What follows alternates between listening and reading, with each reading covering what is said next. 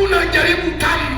Kwa kila mmoja ana njia yake, na ndio maana kwenye maisha usijaribu kumnyoshia mtu kidole kusema huyu hapo, angalia watoto wanavyomsumbua, hajui kulea huyu. Wewe hujui tu, Mungu ameruhusu apite hapo, ni kikombe chake, na wewe kuna cha kwako. Wakati unamnyoshia kidole, vile vitatu vinakusaidia, vinasema subiri na wewe moto wako, na yeye huyo unayemnyoshia kidole atakushangaa. Kumbe tufanyeje?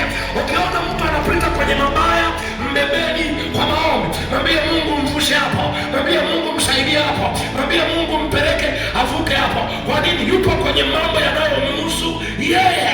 Usimcheke mtu, amezaliwa kwa ajili ya haya, na wewe unayo ya kwako, unayo ya kwako. Mwingine la kwake anakutana nalo kwenye uchumi, mwingine anakutana nalo kwenye ndoa, mwingine kwenye watoto, mwingine kwenye biashara, mwingine kwenye familia. Kuna mtu yuko hapa kaolewa kwenye familia, anakwambia nyumba nzima imemng'oa, ingawa anaishi na mume, lakini kila mtu ni mume wake, wanamcontrol naye, ndio saizi yake, ndio yuko hapo. Yaani mume ili afanye maamuzi, lazima dada yake amwambie fanya hivi, lazima mama yake amwambie, atakayomwambia mama mkwe, atakayomwambia dada yake, ndio anatekeleza nyumbani. Mpaka mke anasema hivi, sasa familia yako ndio imenioa, kwa nini ndugu zako akwambia mambo ndio unayatekeleza? Ndio hayo ya kwako, na wewe utakayo ya wetu. Mmenikasirikia? Hamjanikasirikia?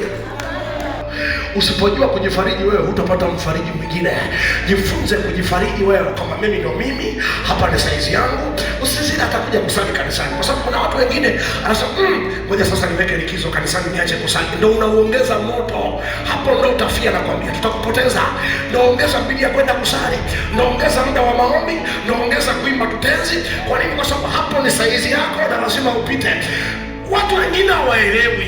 Yesu anaenda kwenye maombi. Huyu ni Yesu, ametoka mbinguni, anaenda kwenye maombi, anaomba nini? Anasema Baba, ikiwezekana kikombe hiki kiniepuke. Hivi unaelewa maana yake nini ya Yesu tesi? Maana yake maji alifika shingoni. Hivi Mungu uweze ukaniepushia kidogo kikombe haka kabisa kaondoke. Huyu ni Mungu. Kama Yesu mwenyewe ametoka mbinguni, yuko duniani, anajaribu kumwambia baba yake, ikiwezekana kikombe hiki kiniepuke. Maana yake hakuna jaribu tamu, kila jaribu ni moto, kila jaribu linaumiza, hakuna jaribu linalofurahisha. Lakini baba yake anamwambia jibu mojawapo, kikombe hiki utakinywea mzee, hakina mtu mwingine, kinakuhusu wewe. Kwa hayo yanayokupata, na mimi nasema ni saizi yako. Ukiingia kwenye kwaya ukakutana na mtu anakukwaza, nasema ni saizi yako. Usiache kuimba kwaya, endelea kuimba pamoja na anayekukwaza, endelea kucheza, endelea kusifu.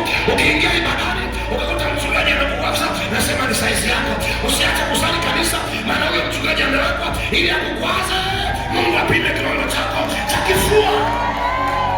Wapendwa, jaribu linachoma kama moto na linawaka, linaunguza mpaka unatamani dunia ipasuke. Na ndio maana saa nyingine mtu anasema bora nijinyonge nife, anafikiri ndio kupumzika. Bahati mbaya ukijinyonga uendi mbinguni. Madeni yamewaka, yamekuzunguka, mwambie Mungu nipe akili ya kupambana na haya madeni mpaka niyamalize. Nyumbani unashindwa kula chakula, na ukiamka asubuhi mpaka jioni haujui utakula, nimwambie Mungu nipe akili, tapambana mpaka navuka hiki kipindi, ila kuna siku nitaanza kula chakula ninachokitaka. Ni kweli unaona watu wakivaa nguo nzuri unatamani, wewe unashindwa kununua mpaka nguo ya 3000 ya mtumba. Ni kipindi, mwambie Mungu nipe moyo wa kujitahidi, nivumilie hapa, ila najua siku inakuja nikimaliza huu mtihani nitanunua nguo ninayotaka. Jifunze kujitia moyo, jifunze kujifariji, kwa sababu wewe ndio wewe, hamna mbadala wa wewe. Endelea kujitia moyo.